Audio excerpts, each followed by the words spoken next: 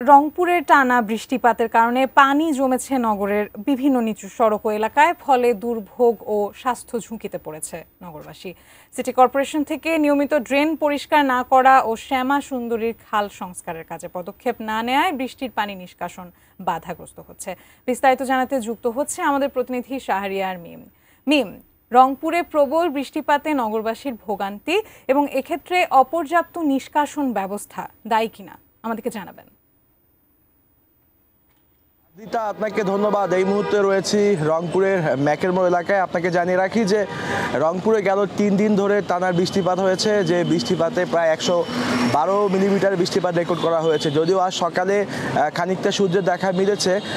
অন্যান্য দিকে যদি একটু জানিয়ে রাখি যে রংপুরের যে নদী এলাকা যে রয়েছে, বিশেষ করে তিস্তা নদী, সেই নদীর কিন্তু যে ডালিয়া পয়েন্টে যদি আপনাকে জানিয়ে রাখি যে বিপদসীমার 7 সেন্টিমিটার নিচ দিয়ে পানি প্রবাহিত হচ্ছে এবং অন্যদিকে কাউনিয়ায় বিপদসীমার 26 সেন্টিমিটার নিচ দিয়ে পানি প্রবাহিত হচ্ছে। এই টানা কয়েকদিনের বৃষ্টিপাত আরও 2-1 দিন অব্যাহত থাকবে। রংপুর আবহাওয়া অফিসের পক্ষ থেকে এমন তথ্য জানানো হয়েছে এবং নদীর তীরবর্তী যে নিম্নাঞ্চলগুলো রয়েছে সেখানেও কিন্তু সতর্কতামূলক কর্মকাণ্ড যে তাদের যে আয়োজন সেটি কিন্তু রাখা হয়েছে।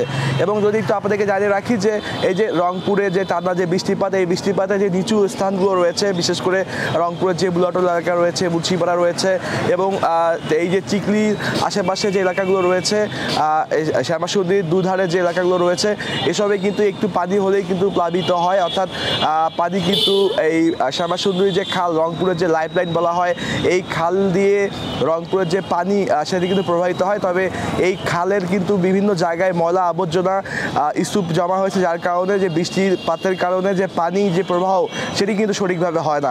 এই প্রবাহ না হওয়ার কারণে কিন্তু সেখানে পানি জমে যায় এবং যার ফলে নিম্ন স্থানগুলো প্লাবিত হয়। এবং অন্যান্য দিকে যে সড়কগুলো সেটি কিন্তু ড্রেনের থেকে অনেক জায়গায় নিচু রয়েছে, যার কারণে যে সড়কে যখন পানি জমে সেই সড়কগুলো কিন্তু ড্রেন দিয়ে কিন্তু নিষ্কাশনের ব্যবস্থা পায় না।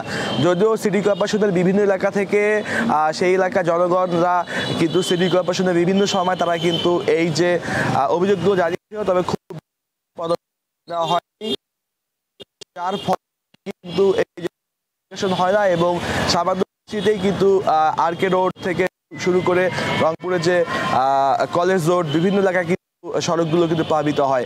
তো রংপুর থেকে এই ছিল আমার কাছে সর্বশেষ। আদ্রিতা।